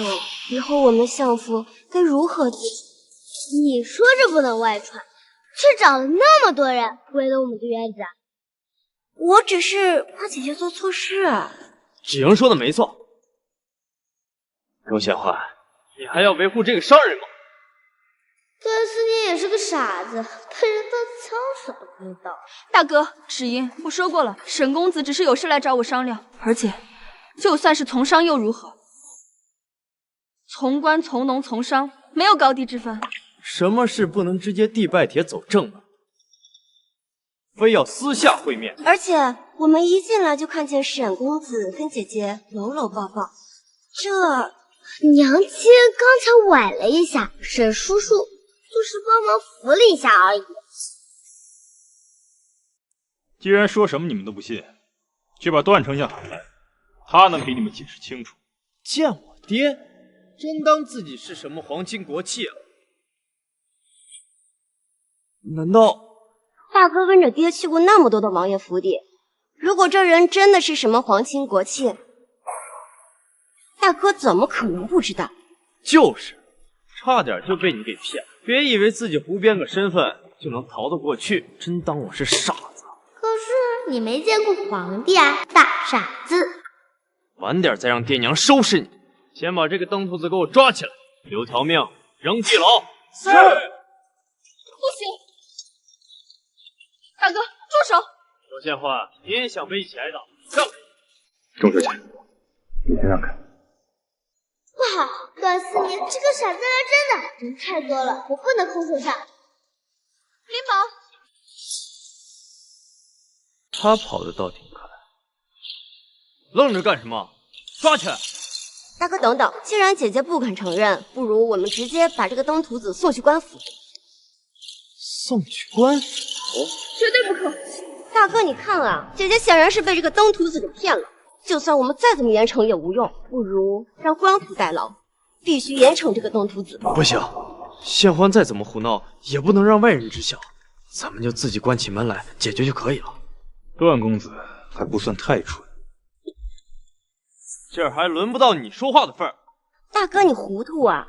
我们只是说家里闹贼了。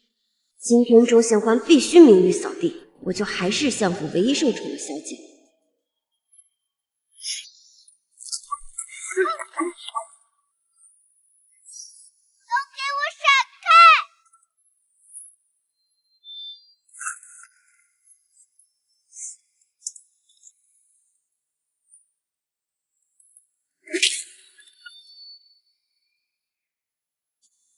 周云笑，你干嘛？林宝，大哥。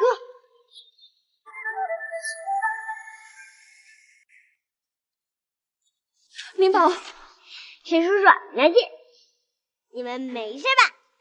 谢谢林宝叔叔，我们没事。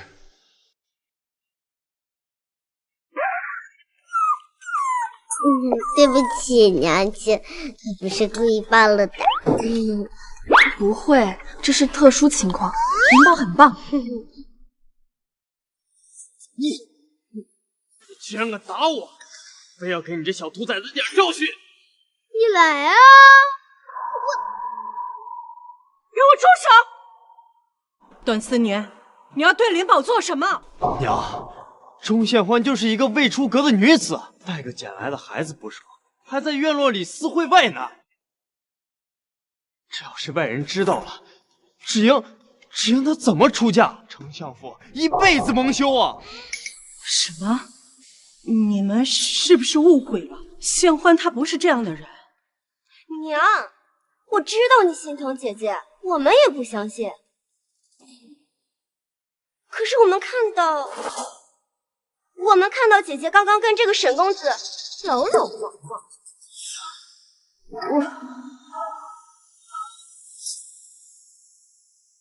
芷莹为何三番两次的提起，好像很希望宪欢就此被误会？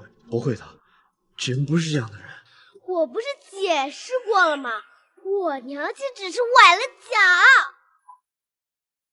娘，大哥，还有一件事，芷莹不知道该不该说。你说。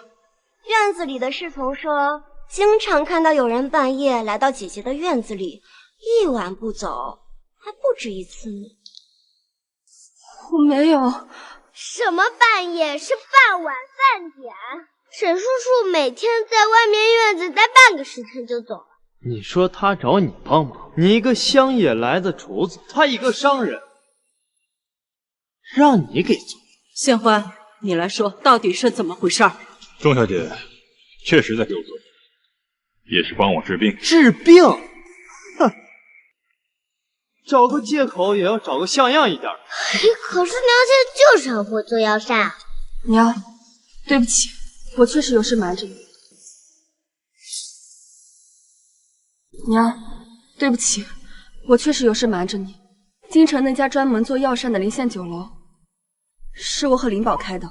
可是姐姐，爹不是不许你再做厨娘吗？你说什么？那个林县酒楼，不管谁去都要排队预约，生意火爆的很，怎么可能是你们开的？也对，灵宝、向欢，加起来就是林县酒。我童谣里擅长做药膳，不专门看病，但可以根据体质调理温补的食材。大哥，你们看不起厨娘，但这却是我最想做的，也是比做丞相府千金更重要的事情。向欢，我们哪知道你会这么做？因为你们从来不曾问过，不知道娘亲喜欢吃什么，喜欢做什么，有哪些爱好。除了外祖母，没人关心过娘亲。没错，钟小姐做的药膳在京城说最好也不为过。我的身体需要调理，所以在酒楼还未开张的时候，只能拜托钟小姐单独为我做一份药膳。向欢，你想开酒楼，怎么没跟娘说呢？我怕爹娘觉得我丢人，我不是你们养大的，琴棋书画、吟诗作对，我都不会。爹和大哥都对我不闻不问，整个相府都不欢迎我，只有娘会关心我。向欢，是我们疏忽了，对你的关心太少。没事，娘，我对现在拥有的一切都很满意。我有了自己的酒楼，做了厨娘，还有灵宝，我最珍贵的都在。我也永远站在娘亲这边。如果需要，沈某也随时在。所以，丞相府要是不想有个当厨娘的女儿，我会带着灵宝离开。除了酒楼，其他我都不要。这个地段的酒楼很贵，我会赚钱还给府里的。不行，我不管外人怎么看，你都是娘的宝贝。厨娘怎么了？只要你愿意，娘会盘下京城最好的地段给你开酒楼。只要你能快乐，你做什么娘都支持你。也没人要赶你走啊。我看未必。既然段小姐派人查过我，那就应该知道酒楼开张1月有余，我再没来。那只是你们优惠的借口罢了。采购单和菜谱我们都有，你还要什么？芷莹，你大哥，你怎么能轻信他们的一面之词呢？芷莹，够了！这件事情到此为止。为什么到此为止？这个沈妾是谁，我们都不知道。段小姐，你如果好奇我的身份，等段大人来了，自然会告诉你。你以为自己是谁？我这也是你说见就能见的。谁要见本官？爹，怎么哭了？谁敢欺负我的女儿？段大人的养女还真是好教育。你怎么跟我爹说话呢？闭嘴！微臣参见皇上。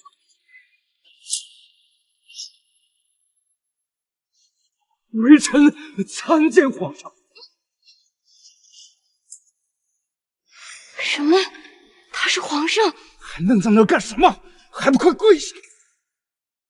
怎么可能？他怎么会是皇上？陛下，您怎么到微臣府里来？段大人有个好女儿。什么？您是说芷莹啊？她段大人糊涂，您不是只有一个亲生女儿？您是说献欢？怎么，段大人很惊讶？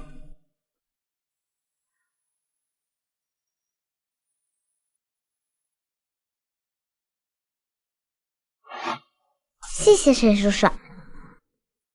这个皇帝难处，改称呼我也认啊。是，陛下。钟小姐是我的恩人，不必因为我是皇上而生我。不知道小女做了什么。朕的厌食症持续了快2年，吃不下完整的一顿饭。在机缘巧合下，发现钟小姐的药膳可以缓解朕的厌食症。什么？难道是宝月楼那一次？因为身份不便，就扮作商人，请钟小姐为我做药膳。每日傍晚时分过来，用完药膳就离开。回宫批奏折的时候，段大人也常在，不是吗？是，能治好陛下的病，是小女和丞相府的福分。朕若是有心仪之人，一定会三媒六聘，风风光光的求娶。娘亲，沈叔叔可真喜欢你。朕必不会向某些宵小之辈做些偷鸡摸狗的动作，你说是吧，段大人、段小姐？陛下说的是。段公子和段小姐不分青红皂白，说朕是登徒子，上来就要杖。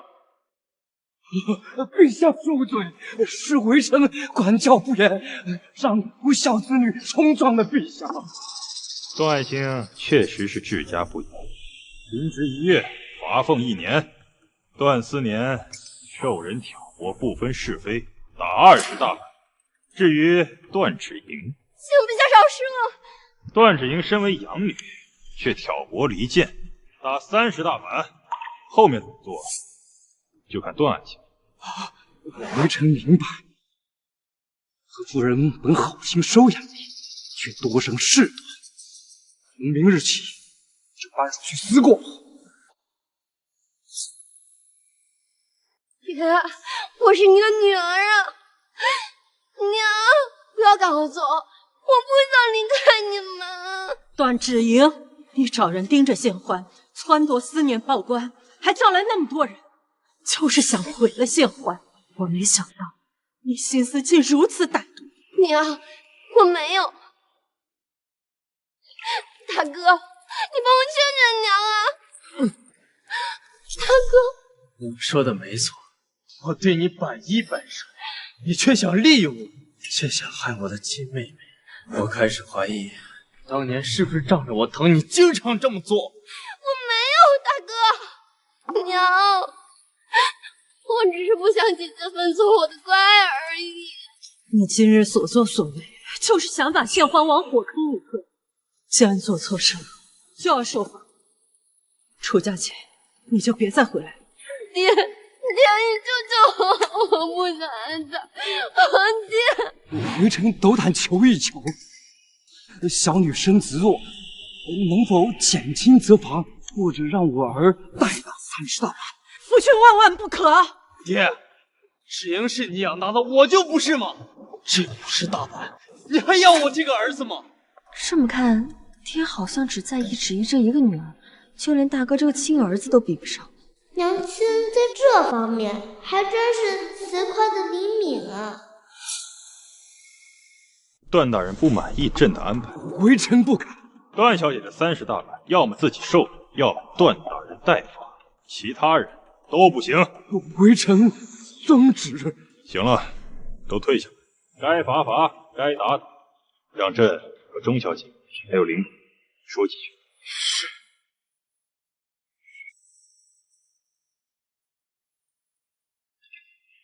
陛下，抱歉，没和你说身份，一是不方便，二也是怕看到今天这样。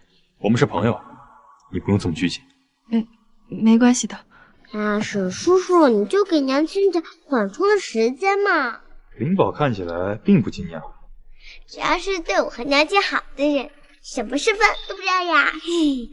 你说的对。既然现在你们都知道了，后续施粥和药膳的事情，我都会派人来打点。有什么需要就直说，我也会常过来。好，谢陛下。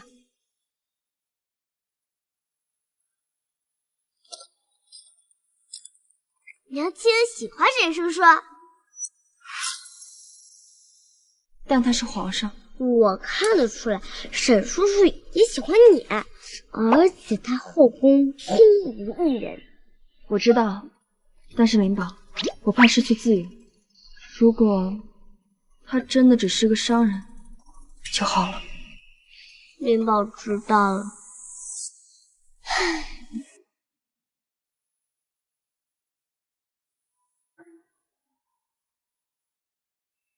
谢谢小仙女，谢谢王爷。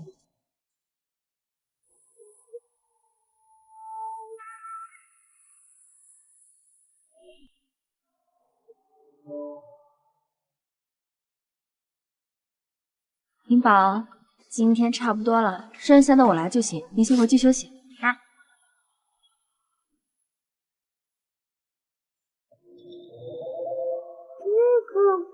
娘亲的他爹吗？那旁边那个是他养在外面的外甥段芷莹的亲娘。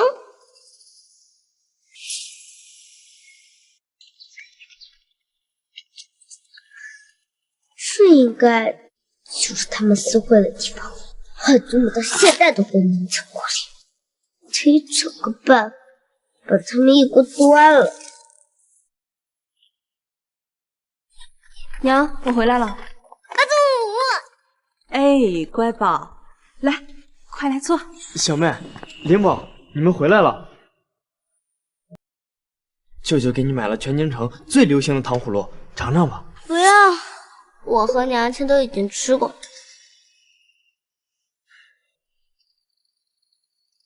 小妹，我不知道芷莹对你有那么大的敌意，还帮她对你们做了过分的事情。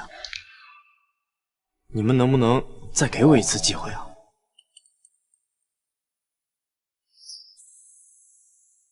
舅舅，做错事就要付出代价，不是你道歉，我和娘亲就原谅的。这个道理，舅舅应该明白吧？灵宝的意思就是我的意思。我知道了。杏花，思念他。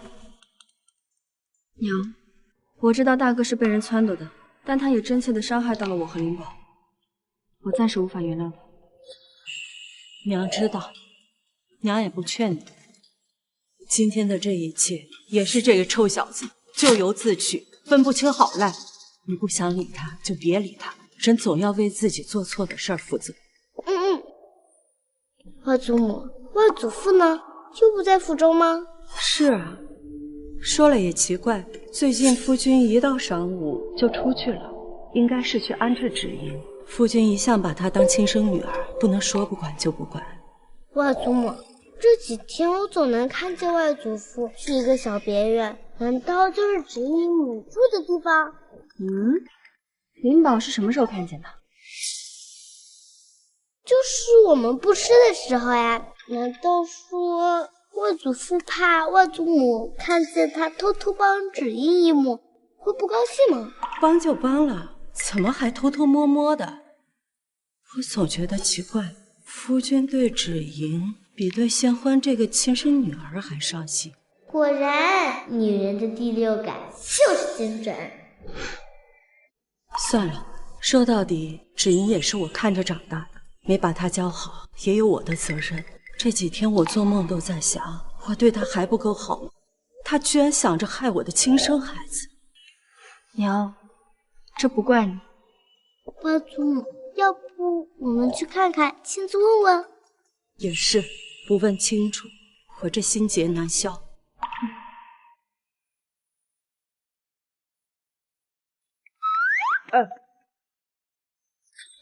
娘，小妹，灵宝，你们带我一起啊！就是这里。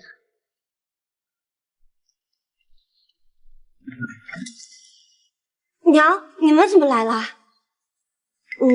娘，您是原谅女儿了吗？只是女儿今日身子不适，你们还是明日再来吧。怎么，我们一来就赶人？是有什么见不得人的吗？不是让你回府，我们就不能来了吗？娘有些事情要问你，这门口不方便说话，不如让我们进去。不行，既然不是来接我回府的，那就没什么可聊的。这宅子也是相府的产业，为何不能进？我看见外祖父来着，难道还有其他什么人在这里？你给我让开！不行，我说不行就不行，这里是我家。灵宝，来嘞！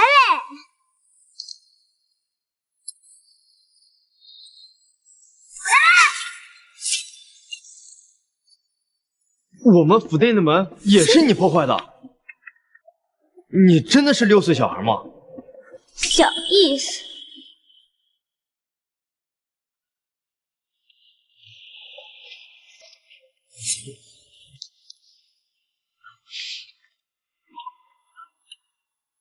哦吼！大爹，姨母，你不是在游春老家吗？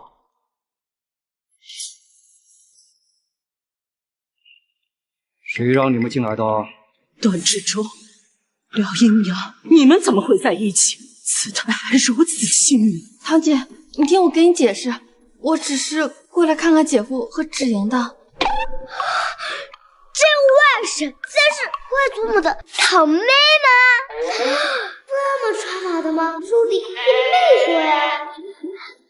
大的事情，小孩不提。你真当我傻？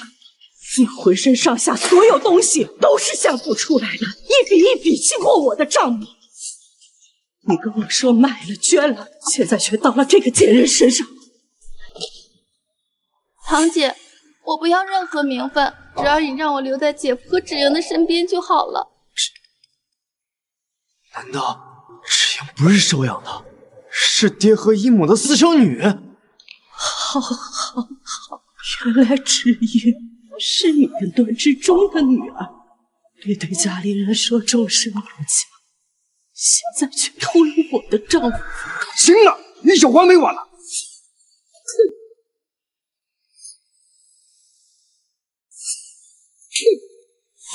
哇！你敢打我！姐夫！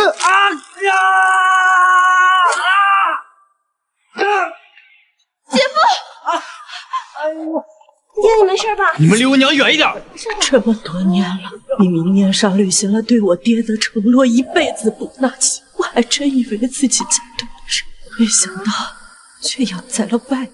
男人有三妻四妾本就是常事，堂姐莫要太较真了。这一切都说得通了，我并没有养出歹毒的女儿，是因为你们卑贱，所以生下的女儿才会是坏种。难怪你对段志怡，也对我们亲生女儿排挤。娘，你没事吧？外祖母，没事儿。收拾完你这身脏臭，我们和离。娘，这和离。外祖母，我和娘亲都支持你和离，离开了。没错，大不了我开酒楼养你们。我所有嫁妆，还有花在你们身上的每一分钱，我都会命人算好账单送来。就算是一根丝线，你们也要给我吐出来！你个毒妇啊！我会跟佑春老家说明情况，你就一辈子在安堂待着。安堂？不行，堂姐，不能让廖家人知道，他们若是知道的话，会活剥了我的。堂姐，亲娘，结婚，领宝，我们走。堂姐，大哥，你最疼我的，你们不能这样。之前你真对贤欢，我就很奇怪，没想到你是这外室生出来的贱种，我居然还为了你伤害贤欢，伤我这么多年，我不会放过你。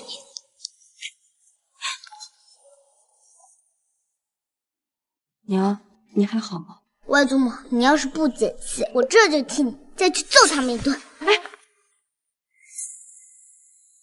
外祖母，你要是不解气，我这就替你再去揍他们一顿。哎，不用，灵宝，要对付他们，我有的是办法，只是得缓缓。娘，我本名叫廖延青，父亲原是3朝元老，原本嫁人怎么样都轮不上你父亲。但我看中他勤奋好学，还许诺只娶我一人，这才……居然还是个凤凰男，传说也没说啊。不过我穿书后，剧情完全被改变，这里的人也越来越鲜活。对我来说，早就不只是小说啊。娘，你和离的话，会不会没地方住啊？要不你跟我和灵宝住到酒楼去？现在酒楼的生意可好了，养活我们仨不是问题。放心吧，外祖母啊，富有着呢。除了官位，段之中拥有的一切都是我带来的，自然也能带走。廖家不是吃素的，那就好。那灵宝以后还可以多吃几串奶皮的糖葫芦。不行，最多每天1根。灵宝，你要换牙了。今日我看见灵宝的力气异于常人，这是天生的吗？今日我看见灵宝的力气异于常人，这是天生的吗？嗯，是天生的。外祖母，灵宝是不是超级厉害？是啊，灵宝最厉害了。这是老天爷赐予你的天赋，要好好利用，也要好好保护自己。灵宝会的。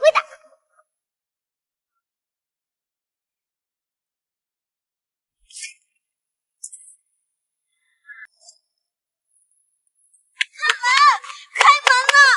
你们不能这样对我，我也是丞相府的小姐。严哥哥，严哥哥，你会娶我的，对不对？娶你？做你的春秋大梦吧！我今天是来退婚的。退婚？你不是很喜欢我的吗？喜欢你？我原本以为你是丞相府最受宠爱的女儿，能成为我的助力，才不顾你养女的身份要求娶。没想到你居然连钟宪欢那个村姑都不如。你说什么？你一个私生女，还有你那个好大爹段之中，借着豫州义秦的名号，趁机贪污，现在不仅要被革职，还要下狱。段子怡现在什么都不是了。不可能，这不可能！廖夫人和段之中和离，反而是逃过一劫。钟宪欢还是救过皇上的恩人，万大丑真的是瞎了眼了，才会选择了你。现在温家都觉得我没用，还被皇上牵过，还剥夺了我的承袭权。给我滚开！程宪欢，都怪你，是你毁了我的人生，我一定要让你付出代价。这个，掰这个，掰这个，掰那个。妍倩，我们终于要搬出去了，幸好外祖母和离了，不然我们一家人多不拖累。是啊。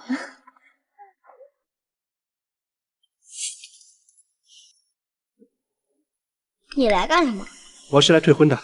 那你也不应该来找我们，而是去找原本的那位丞相大人。我知道，还有一件事，我想要求娶宪欢。什么？这样温家就能看在皇上救命恩人的份上，还给我承袭的权利了。哪来的癞蛤蟆？想得美啊你！你要求娶谁？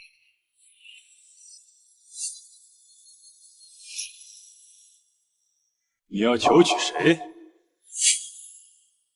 沈叔叔啊！林宝，玄欢。陛下，草民那日不知道是你，这才冲走了你啊！正问你要娶谁？草民想求娶钟宪欢。温言这么没眼力见吗？这人到底是怎么当上元氏男主的？哦，好的很。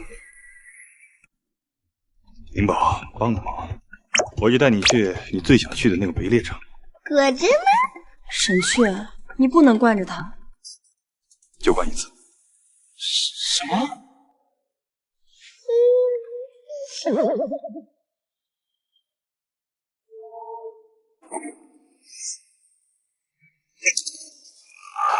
吧你！灵宝，灵宝果然厉害。走，今天去围猎场抓几只兔子。啊，不能抓兔子吗？不能抓鹿或者熊吗？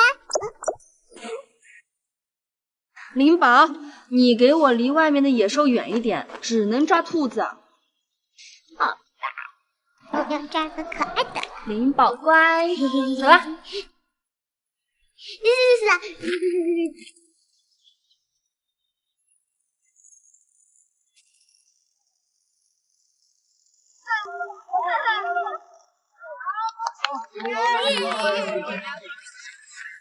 娘娘，这已经是咱们开的第5家分店了。是啊，我也没想到我们酒楼居然这么受欢迎。对呀、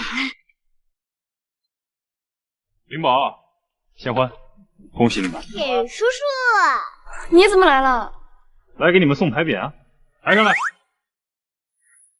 天下第一郎，这天下第一会不会太夸张了？不仅是菜品，自从离县楼越开越大，你们给国库捐的也越来越多。之前的2次灾情，多亏你们带头捐赠，才能那么快挺出去。这都是我们百姓应该做的。廖伯母呢？我祖母去加拿游玩了。我娘现在几个月才回来一次，已经完全乐不思蜀了。还真是羡慕廖伯母。哎，我刚买了2匹马靴，带你去看看。周宪欢，凭什么你这么幸福，我却被段思年的人一直折磨？你现在拥有的一切，原本都应该是我的。周宪欢，一起去死吧！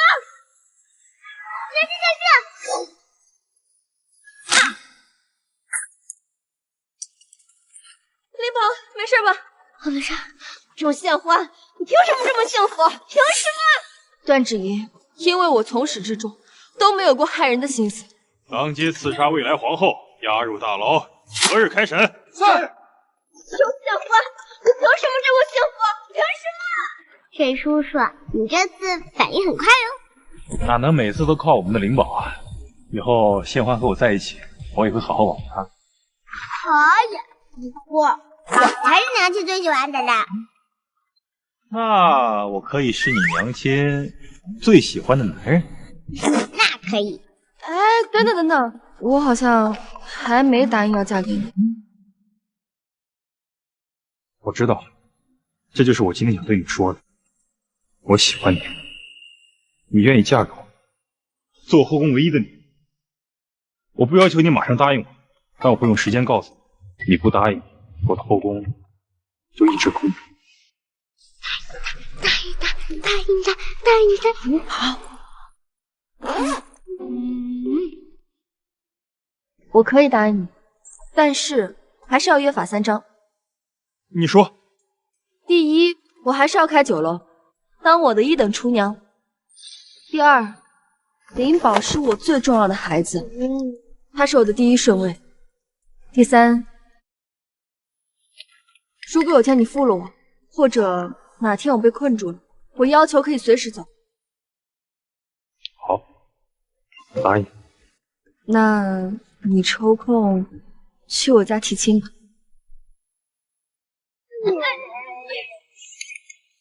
这古代人也不很喜欢。